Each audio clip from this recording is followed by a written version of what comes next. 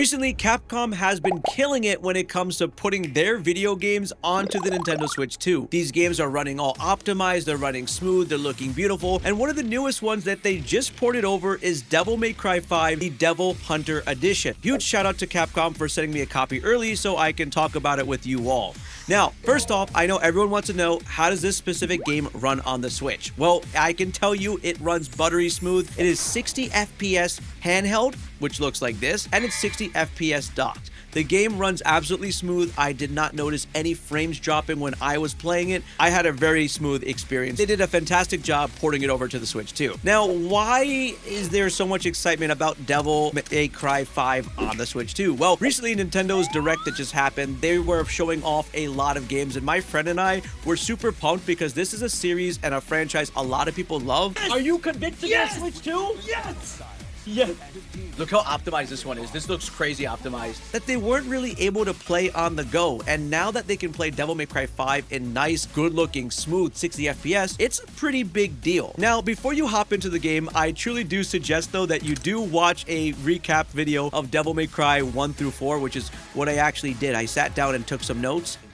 Because it's the end. I know, I now understand the entire storyline. That was cool. All right, that is like PlayStation Access, fire video. If you want to catch up on Devil May Cry, before getting into Devil May Cry, it's literally a 13-minute video. Go watch it. That way, the story made more sense to me and I knew what I was getting into. The story is crazy, by the way, and if you played the games, let me know in the comments down below. Now, in this game, you get to play as 4 characters, which all have their own unique moves. You get to play as Nero, you get to play as V, you get to play as Dante, and you also get to play as Virgil. Yes, because that is also included in this game. And they all have their own skills, their unique abilities, the way they move. It's very interesting. Now, if you haven't been paying attention to Devil May Cry like I have, I missed it my entire life for some reason, a lot of games take inspiration from their very unique combat, their unique systems, the way they combo, they throw up enemies in the air, and they keep doing non-stop wombo combos. It's actually incredible how many things you can do. You can grab enemies, kick them, slice them, shoot them,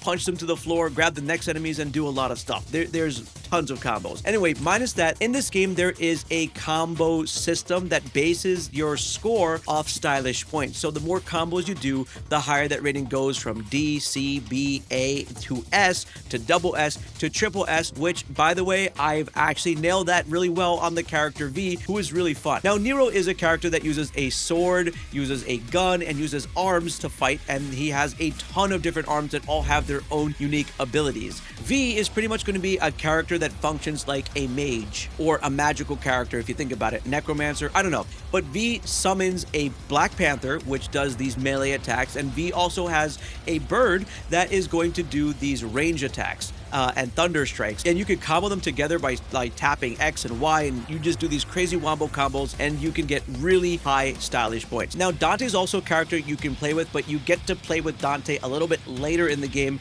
as opposed to the other characters. Dante is obviously everyone's favorite. If you played him in Devil May Cry 1, 2, and 3, you finally get to play him later on in this game. Dante basically can switch between 4 fighting styles, can equip up to 4 weapons and 4 guns, and he is the best part of the game. You can sense the difference in gameplay when you're playing as Dante. How does the game look? The environments, what's going on with the game? Well, there's a ton of different ways the game goes about it. We have underground sewer systems, we have nighttime, there's even daytime fights, boss fights, incredibly huge, massive. The bosses are really cool. I had a ton of fun. I think the first big one I fought, his name was Goliath. Boss fights are incredible. It was changing stages. It was throwing me all over the place. I was just being blown away by how much is happening in this game. And honestly, if you ever told me that Devil May Cry 5 was a game that just came out and it's on Nintendo Switch 2, I would believe you. That's how good this game is. This game was way ahead of its time. I really hope we actually get a new Devil May Cry soon, because 5 is chef's kiss. Combat's fun. If you like action games, you like a lot of combat, this is the game for you. Now, the game pretty much has its mission system, so you'll run through a mission and you'll get a score, and then you'll move on to the next mission, and you get these little opportunities in between each mission where you get to upgrade your character, learn new skills, equip new items. So that's a lot of fun in between those, and you get to keep playing the missions further. So it's not an open world experience, it's a mission based one. There's also these little events called secret missions in the game that you can find, and pretty much it's like an enemy trial where you have to kill the enemies within a specific amount of time. So it's like a mini game in a sense, and you can access it from the main menu and fight these enemies again. Also, I feel like they added a lot of replayability because sometimes you may not be satisfied with your overall score of the levels. I got a lot of B's, got some S's, but if you are trying to complete this game and be a boss at it, there's a lot of replayability, and that makes sense why the missions probably go so quick, because they want you to go back again and try again and see if you could do better. I think one of the most interesting parts about Devil May Cry is going to be the sound and the audio, the music, the cues.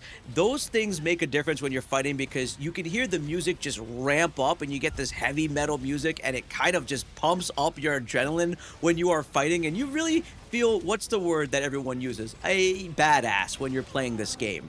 Also, as your combos keep ranking, you can hear this voice like just sounding like an arcade voice, you know, saying, oh, your combos are great, sexy, smooth style, triple S rank. It feels cool to keep doing that. So the sound, the audio, it is a lot of fun. It gives a little bit of that arcade feel while you're playing it. Now, story, obviously I'm not going to spoil it, but there is a narrative that you are following along. And I think what makes video games really fun is when you want to keep playing to find out what's going to happen versus you have to play to find out what's going to happen. You want to. You are invested into the story. You want to know what happens. And there are also so many characters in the story that you will fall in love with.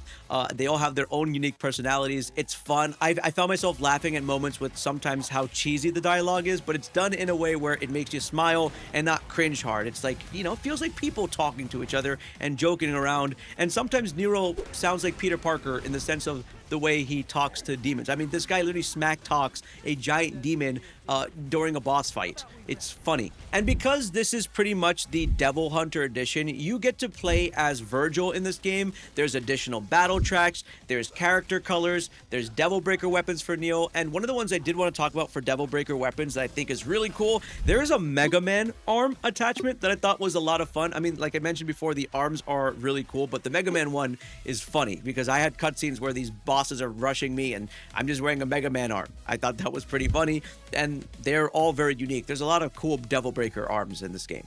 And if you're looking to how long this game runs, I would say it's estimated to be about a 15-hour campaign. If you're trying to do everything, we're talking 20-ish hours, and if you're taking your sweet time, maybe 25 hours. So I would say depending on your gameplay style, but if you're a person who rushes the games, expect probably 15 hours. Now, something interesting that they're running for this game on the Nintendo eShop is that if you purchase this game early, it's going to cost you $29.99 as an early adopter price, but you have until July 31st, 2026, and then the price is going to jump up to $39.99. So if you are interested in this game, I would pick it up or pre-order it as soon as you see this video. Overall, this game is a very simple game when it comes down to it. Beat up enemies, destroy them, get the highest stylish points you can get, experiment with different items, combos, replay levels until you get good, and find out what happens in the story of Devil May Cry 5. If you enjoyed this video, let me know. Do you want to see more Nintendo Switch 2 videos where I cover what it runs like? I think it runs great. But yeah, it's funny reviewing a 5-year-old game now on the Nintendo Switch 2. But look forward to it. Pick it up. Let me know. All right. See you in the next video.